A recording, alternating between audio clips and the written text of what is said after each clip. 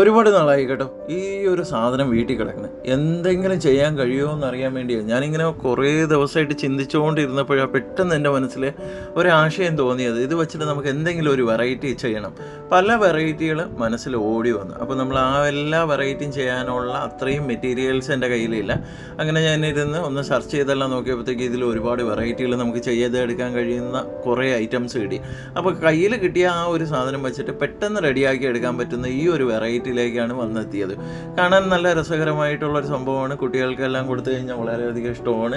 കൂടാതെ നമുക്ക് റെഡിയാക്കിയിട്ട് നമ്മളെ വീട്ടിലോ അകത്തോ പുറത്തോ എല്ലാം ഇട്ട് കഴിഞ്ഞാൽ കാണുന്നവർക്ക് ഒരു ഭംഗിയും കാര്യങ്ങളും തോന്നും. അവരെ കയ്യിൽ ഇതുപോലെയുള്ള മെറ്റീരിയൽസും കാര്യങ്ങളും ഉണ്ടെങ്കിൽ അവർക്കും വേണമെന്നുണ്ടെങ്കിൽ ഇത് ചെയ്യാൻ കഴിയുന്നതായിരിക്കട്ടെ എന്ന് കരുതിയിട്ടാണ് ഞാൻ ഈ ഒരു വെറൈറ്റി ചെയ്ത് നോക്കിയത്. അപ്പോൾ എനിക്ക് വളരെയധികം ഇഷ്ടപ്പെട്ടു.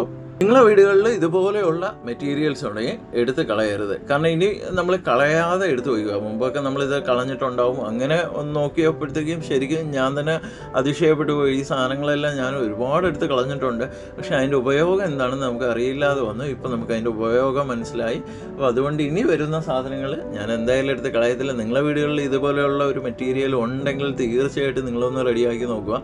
നമ്മളെ കയ്യിലുള്ള അത്യാവശ്യം മെറ്റീരിയലും കാര്യങ്ങളും ഉണ്ടെങ്കിൽ അടിപൊളിയാണ്. പിന്നെ കുട്ടികളെ കൊണ്ട് ചെയ്യാൻ കഴിയുകയാണെന്നുണ്ടെങ്കിൽ നല്ലതാണ്. പിന്നെ ഇതിൽ ഗ്ലൂ സ്റ്റിക്കും കാര്യങ്ങളെല്ലാം യൂസ് ചെയ്തുകൊണ്ടാണ് ഞാൻ പിന്നെ ചെണ്ട മോൾക്ക് കൊടുക്കാതെ ഞാൻ തന്നെ ഈ ഒരു വർക്ക് റെഡിയാക്കി എടുത്തത്. അപ്പോൾ വളരെ രസകരമായിട്ടുള്ള ഈ ഒരു വർക്ക് നിങ്ങൾക്ക് ഇഷ്ടമാകുമെന്ന് പ്രതീക്ഷിക്കുന്നു.